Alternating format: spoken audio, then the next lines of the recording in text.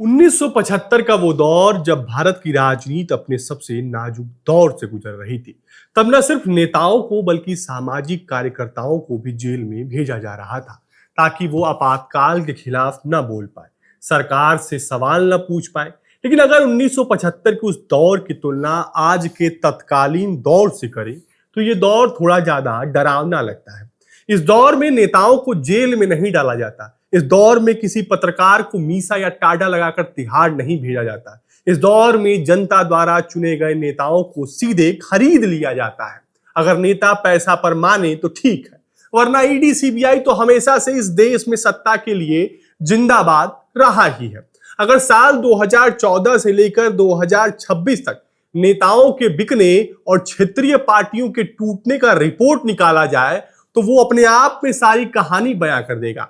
ADR यानी चुनाव सुधार समिति की रिपोर्ट के अनुसार 2014 से लेकर 2021 तक बीजेपी में 173 सांसद दूसरी पार्टी के शामिल हुए। इसके अलावा साल 2022 में शिवसेना को एकनाथ शिंदे के नेतृत्व में तोड़ दिया गया, जिसका बीजेपी से गठबंधन है।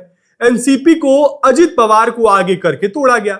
2019 में टीडीपी के 6 राज्यसभा सांसद में से 4 को तोड़ दिया गया।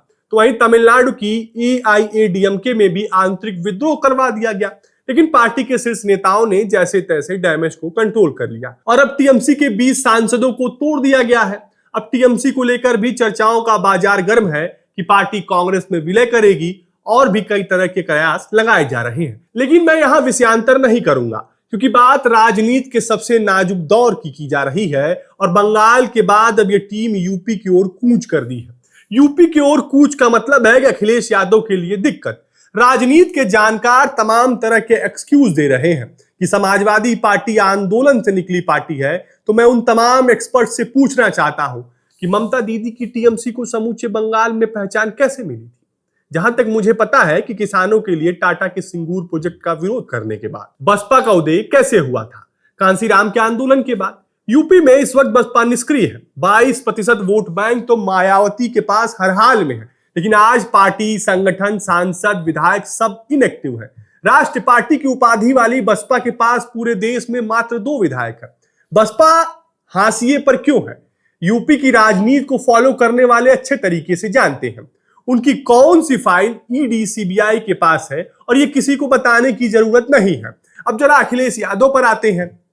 2024 के लोकसभा चुनाव में 37 सीट जीतने के बाद अखिलेश यादव और उनकी पार्टी के नेताओं का आत्मविश्वास 7वें आसमान पर है। कार्यकर्ताओं में जोश है और उम्मीद है कि 2027 में अखिलेश यादव को मुख्यमंत्री बना दिया जाएगा। लेकिन मैं याद दिला दूं कि बंगाल वाली टीम यूपी पहुंच चुकी है। ये सिर्फ चुनाव मैनेज नहीं करती, ये क्षेत्रीय पार्टियां मैनेज करती है। ये टीम जानती है कि किस पार्टी में कहां लूप होल है, किसको पकड़ेंगे तो कौन कहानी बताएगा और कौन असल बात बताएगा। यूपी में विधानसभा चुनाव आने वाला है, तो अभी चुनाव से पहले कई नेता इधर उधर होंगे। जो नहीं होंगे वो रडार पर होंगे। दरअसल 2024 के लोकसभा चुनाव में अखिलेश यादव के 37 सांसद बने, लेकिन वो सभी मूलतः समाजवादी नहीं है। उनमें से कई नेता बसपा से आए हुए हैं, कई नेता आरएलडी के हैं, कुछ सांसद कांग्रेस से आए हैं, तो एक आध तो बीजेपी वाले भी हैं। ऐसे में बीजेपी की ये टीम इन्हीं लोगों को टारगेट करेगी। हालांकि बीजेपी के टारगेट पर फिलहाल तो राजीव राय है। राजीव राय को अखिलेश यादव का फाइनेंसर कहा जाता है। हाल ही में राजीव राय के बर्थडे पर अमित शाह ने उन्हें फोन कर बधाई दी, जो वीडियो वायरल हुआ। तब से ही उनको लेकर समाजवादियों में संशय है। इनके अलावा रॉबर्ट्सगंज के सांसद छोटे लाल खरबार बीजेपी से समाजवादी पार्टी में आए। ये पहली बार 2014 में बीजेपी की टिकट पर सांसद बने थे। ऐसे में बीजेपी यहां भी सेंधमारी कर सकती है। मैं यहां सिर्फ 1-2 नाम बता रहा हूं।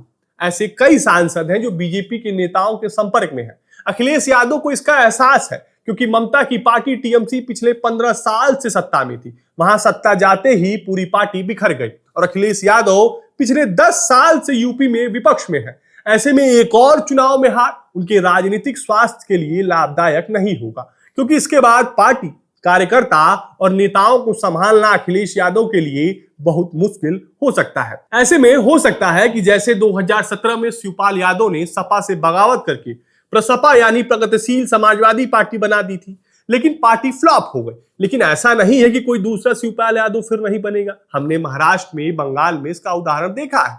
शरद पवार की जगह अजीत पवार, उद्धव ठाकरे की जगह एकनाथ शिंदे और ममता बनर्जी की जगह ऋतव्रत बनर्जी को सामने लाया गया। तो ऐसे में सवाल है कि क्या जिस तरीके की राजनीति इन दिनों हो रही है, क्या भारतीय राजनीति में कभी ऐसी परंपरा रही है? अब ये सवाल आप दर्शकों पर मैं छोड़ता हूं, आप हमें कमेंट बॉक्स में जरूर बताइए।